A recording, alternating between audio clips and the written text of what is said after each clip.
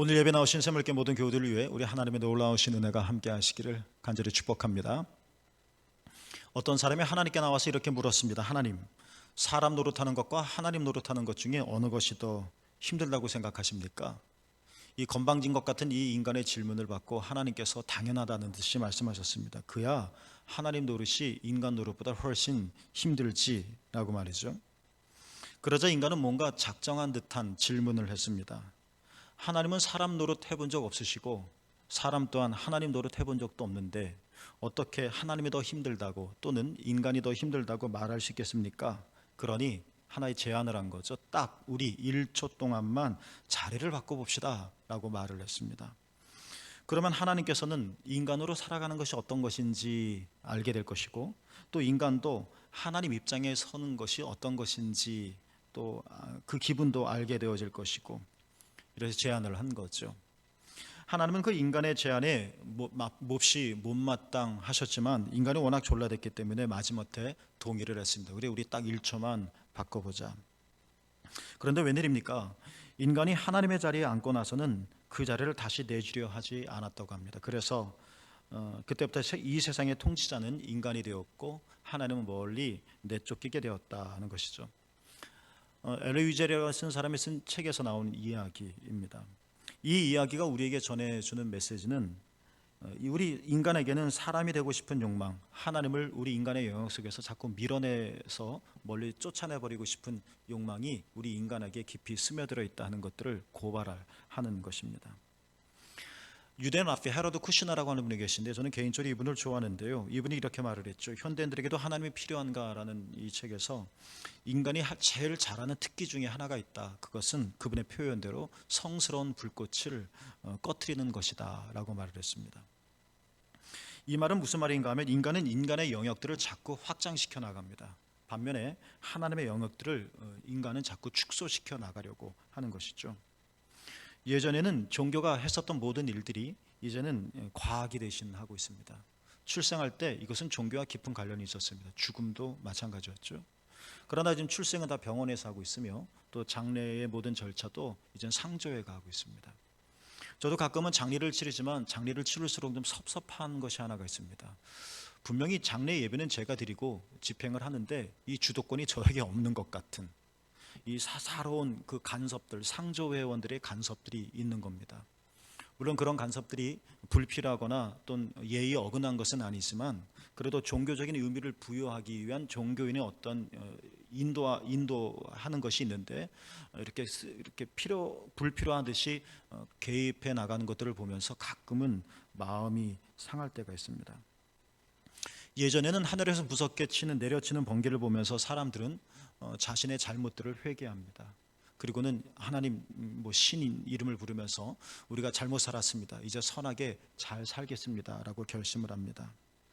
그러나 오늘날 번개를 보면서 이런 회개와 새로운 삶을 결단하는 사람은 아무도 없을 것입니다. 오히려 번개가 왜 치는지 연구해 보려고 하는 과학적인 시도만이 자리 잡고 있습니다.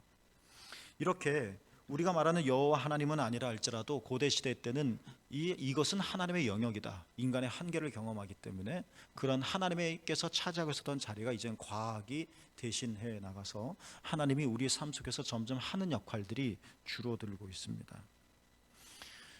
인간관계도 마찬가지입니다. 상대방에 대한 존경심 또 상대방에 대한 신비감, 이것이 사라지게 되어진 순간부터 그 관계는 깨어지기 시작합니다. 허니문이라고 하는 것이 지나서 이제 배우자에 대한 신비로움이 사라질 땐 우리는 함부로 대하게 되어지고 그냥 막말을 때로는 심하게 하기도 하고 처음에 만났을 때는 조심스럽기도 하고 겸손하기도 했던 이런 관계가 이제 이런 존경심이 또 신비감이 사라진 이후로는 상대를 사물화하게 되어지고 쉽게 대하면서 살인, 증오, 다툼 이런 것들이 우리 사이에서 버젓이 일어나고 있습니다. 헤로드 쿠시너가 이야기했었던 것처럼 또는 루돌프 오터라고 하는 종교신학자가 얘기했었던 것처럼 어쩌면 인간의 불행은 우리 안에 있는 성스러운 불꽃, 우리 사이사이에 있는 하나님의 성스러운 불꽃을 상실하면서부터 시작되어 온 것이 분명하다라는 생각을 하게 됩니다. 요즘 새벽 예배 때 출애굽기 말씀을 함께 묵상을 합니다. 출애굽기 3장 말씀을 묵상하는 중에 지난 금요일 날 우리 함께 말씀을 나누기도 했었는데요. 모세는 늘 해왔듯이 그날도 장인 이드로의 양을 치고 있었습니다. 어제도 양을 치고 있었고 그저께도 양을 치고 있었고 오늘도 양을 치고 있습니다. 연속된 시간 속에서 그날은 똑같은 날이었고 또 평범한 날이었습니다. 어제 했던 일 오늘도 하고 또 내일도 하게 될 것이니까 말입니다. 그런데 이 평범한 날들이 그날이었습니다. 하나님을 만나는 특별한 날이 되었습니다. 갑자기 번개가 친 것도 아니었고 땅이 흔들린 것도 아니었었지만 오늘도 뭐 똑같겠지 했던 그날이 정말 하나님께서 하늘을 가르시고 모세에게 임재하신 정말 놀라운 그날이 되었습니다. 그날 모세가 양떼를 몰고 어디로 갔습니까? 호렙산으로 갔다고 했습니다. 호렙산은 그저 모세에게 평범한 산이었습니다.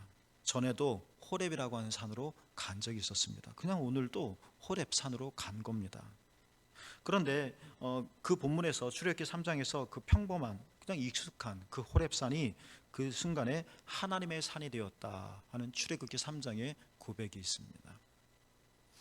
여러분 출애굽기 3장을 통해서 양을 치던 모세, 40년 동안 양을 치던 이 모세가 이스라엘을 이끄는 위대한 지도자로 변화되어지는 엄청난 사건을 경험하게 되었습니다. 질문을 해보는 겁니다, 여러분.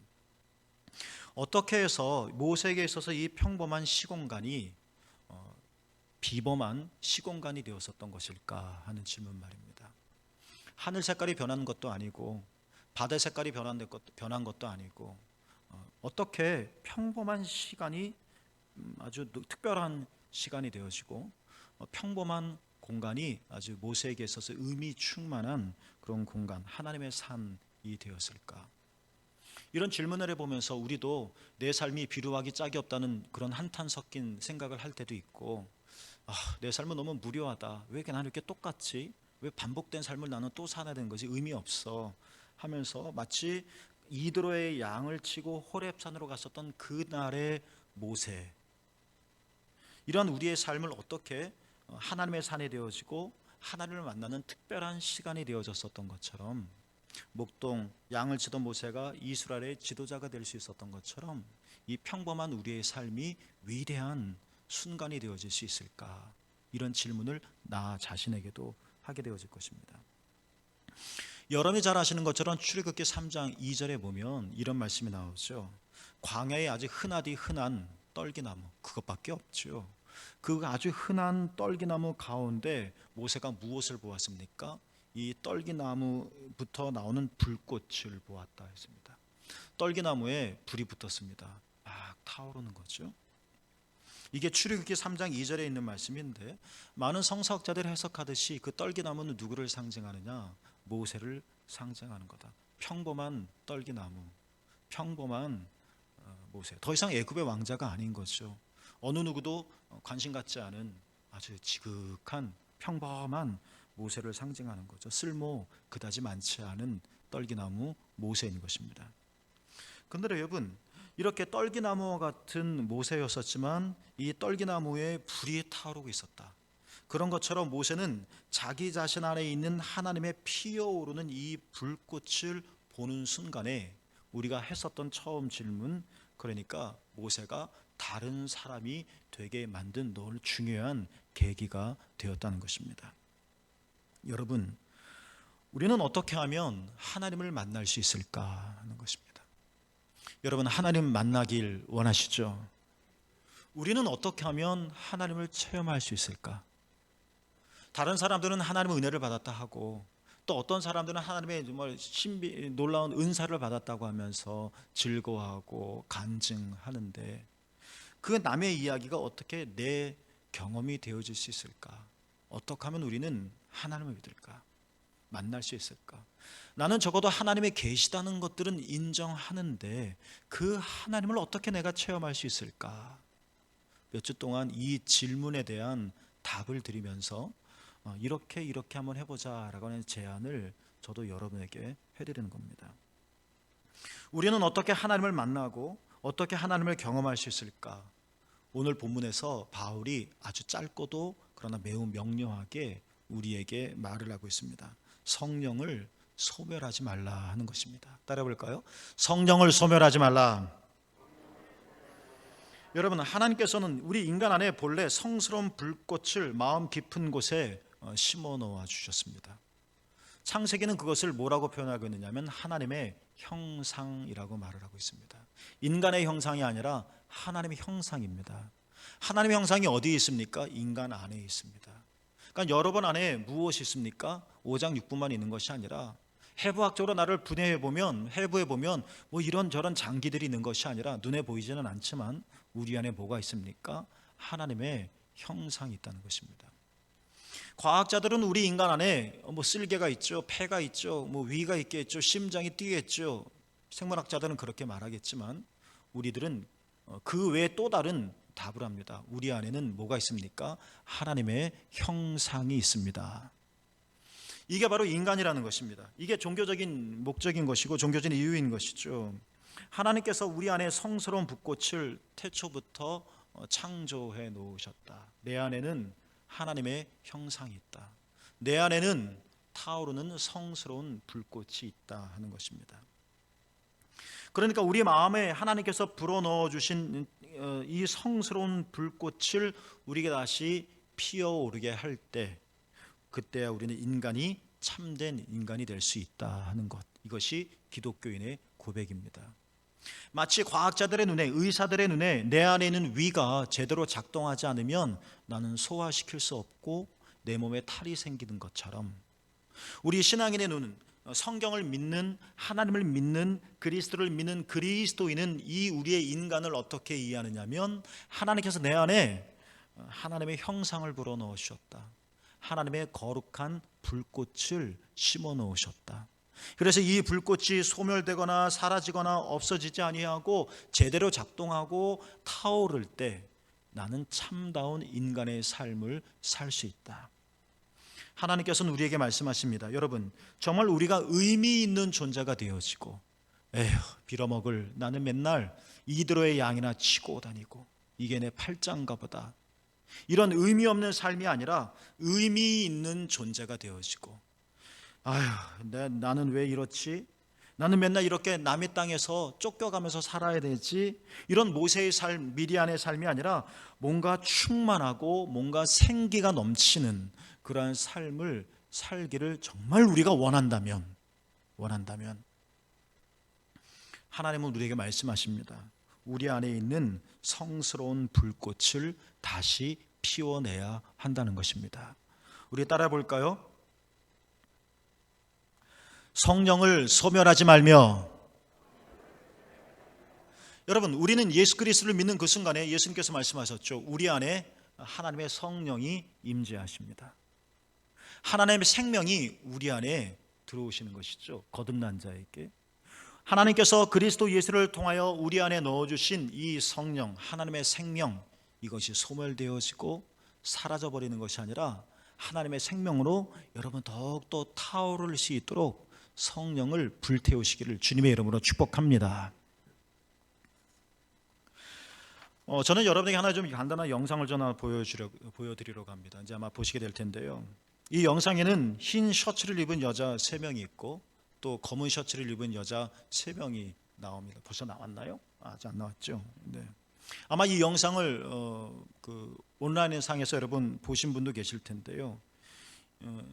흰 셔츠를 입은 여자 3명과 검은 셔츠를 입은 여자 3명이 서로 농구공을 주고 받습니다. 검은 셔츠를 입은 여자끼리는 자기들끼리, 흰 셔츠를 입은 여자는 또 자기들끼리 농구공을 서로 주고받죠. 자, 여러분, 이 영상을 이제 여러분이 보시게 될 텐데요. 이 영상을 보시면서 질문입니다. 흰 셔츠를 입은 사람들이 서로 자기들끼리 패스를 몇 번 주고받았는지 여러분 그 수를 한번 잘 세어보시기를 바랍니다. 이제 방송실에서 준비할 텐데요. 이제 영상을 한번 보겠습니다. 흰 셔츠를 입은 여자들이 몇 번 패스를 주고받는지 한번 잘 세보시기를 바랍니다. 영상 보시겠습니다. The monkey business illusion. Count how many times the players wearing white pass the ball. 흰 옷 입은 여자들이 몇 번 패스 주고받는지 세보라는 겁니다.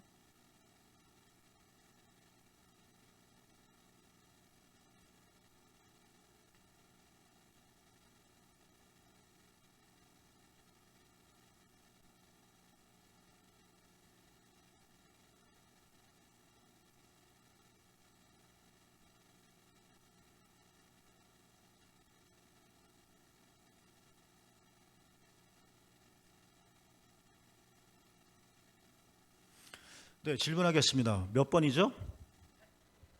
14번, 16번, 17번. 정답을 말하세요, 정답을. 우리는 같은 영상을 봤는데. 네, 정답이 나왔습니다. 흰 셔츠를 입은 여인들이 서로 주고받는 패스의 횟수는 모두 16번입니다. 맞추신 분 축하드립니다. 그런데 여러분, 이건 하나의 심리학 실험인데요. 이 실험은 패스 횟수를 맞추는 게 아닙니다. 이 실험에 진짜 의도가 있습니다. 여러분 중에 지금 영상을 방금 보셨는데 이 6명의 실험자 가운데 이 6명의 실험자들이 계속 패스를 주고받는 가운데 고릴라 분장을 한 남자가 지나갔는데 혹시 보셨습니까?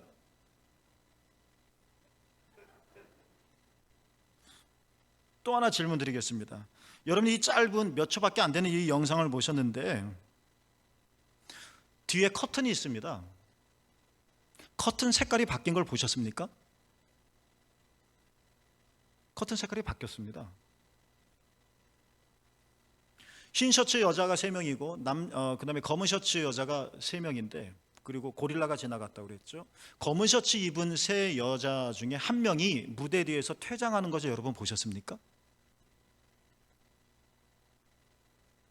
제가 거짓말하는 것 같습니까? 한번 영상을 다시 한번 볼까요? 다시 한번 보겠습니다. 두 번째 영상을 한번 보겠습니다. Answer is 16 passes. 네, 모두 16번 주고받았다는 얘기고요. Did you spot the gorilla? 고릴라를 보셨느냐는 질문입니다. For people who haven't seen or heard about a video 비슷한 like this 영상을 before, 봤던 사람들은 about 아마 half 답을 missed the 맞췄을 gorilla. 거다라는 이야기를 하는 겁니다. If you knew about the gorilla, you probably saw it. But did you notice the curtain changing 아마 color 고릴라의 for the 초점을 player 맞추는 on the black 사람들은 team 고릴라를 leaving 봤을 the game? 것고 그 대신 커튼 색깔이 변하다거나 이런 건 못 봤을 Let's 거라는. rewind and watch it again. 자, 다시 한번 영상을 보겠습니다. Here comes the gorilla, and there goes a player, and the curtain is changing from red to 고릴라가 gold. 나왔죠? 커튼 색이 변했죠? 검은 When you're looking for 셔츠가 a 2명밖에 gorilla, 없죠? you often miss other unexpected events. 여러분 이것은 재미삼아 And that's 여러분에게 the monkey 보여드린 business illusion. 아직 안 끝났나요? 네. 이것은 재미삼아 여러분에게 보여드린 것이 아니라 이 영상을 통해서 이 실험이 우리들에게 전해주려고 하는 것이었습니다. 뭐냐면 인간은 자기가 보고 싶은 것만 보려고 한다는 것입니다. 사실 우리가 이 세계를 감지할 때는 다양한 통로를 통해서 감지해냅니다. 예를 들면 눈에는 여러 종류의 눈이 있습니다. 첫 번째 우리가 쉽게 생각할 수 있는 눈은 육체의 눈입니다. 여러분은 눈을 가지고 보십니다. 저도 눈으로 여러분을 뵙고 여러분도 여러분의 눈으로 저를 바라보십니다. 이 육체의 눈은 물리적인 세계를 감지합니다. 이 눈을 떠서 우리는 하늘의 구름을 보기도 하고 우리는 날아가는 새도 요즘 한창 피는 꽃도 우리는 볼 수 있습니다. 그러나 우리가 가지고 있는 눈은 육체의 눈만 있는 것은 아닙니다. 또 다른 눈이 있습니다. 사람들은 그것을 보통 여러 단어로 말하지만 마음의 눈이라고도 말을 합니다. 이 마음의 눈은 형이상학적인 것 또는 심미적인 것 아니면 가치 있는 것 아니면 정신적인 것들 육체의 눈으로는 판단할 수 없는 또 다른 눈에 보이지 않는 이 마음의 눈으로 우리는 또 다른 세계를 감지하고 있습니다. 만약 이런 마음의 눈이 없다면 그래서 육체의 눈으로만 산다면 볼 것은 다 보겠지만 그 사람의 삶은 그다지 아름답다라고 말할 수는 없을 것입니다. 여러분 육체의 눈이 있고 마음의 눈이 있듯이 또 하나의 눈이 있습니다. 그것은 바로 영의 눈이라는 것입니다. 우리의 육체의 눈이 물리적인 세계를 감지하고 우리의 마음의 눈이 이런 정신적인 세계와 관계를 맺는다면 영의 눈이라고 하는 것은 영적 세계를 보게 하는 눈인 것입니다. 오래전에 예수님께서 요한복음 4장 24절에서 우리에게 이런 말씀을 전해주셨습니다. 하나님은 영이시니 예배하는 자가 영과 진리로 예배할지니라. 어린이 장난말처럼 우리가 이런 질문을 할 수 있지 않겠습니까? 예배 드릴 때 똑바로 앉아. 예배 드릴 때 다른 소리 내지 마. 예배 드릴 때 찬송을 큰 소리로 불러. 예배드리는 여러 가지 방식들과 규칙들을 우리는 소위 육체의 눈의 관점에서 또는 마음의 눈의 관점에서 안내해 줄 수 있을 것입니다. 그러나 예수님은 하나님께 예배드릴 때 눈을 크게 부릅떠라, 마음을 열어라, 단순히 이렇게 말씀하지 않으셨다는 것입니다. 예수님께서 참된 예배의 방법을 뭐라고 말씀하셨느냐? 영과 진리로 예배해야 된다는 것입니다. 왜냐? 하나님은 영이시기 때문에 그렇다는 것입니다. 만약 우리가 날아가는 새를 바라본다면 우리의 초점이 잘 따라가야 할 것입니다. 창공 높이 떠가는 비행기를 바라보려고 한다면 눈을 깜빡깜빡거리지 않고 눈을 크게 뜨며 계속 추격해야 할 것입니다. 그래야 높이 나르는 비행기를 따라갈 수 있을 것입니다. 이 세상에 정말 아름다움을 볼 수 있다면 꽃 색깔이 보라색이네, 노란색이네 라는 어떤 컬러만이 아니라 이 꽃의 향기를 맡고 이 꽃의 아름다움을 취하기를 원한다면 우리는 마음을 열어야 할 것입니다.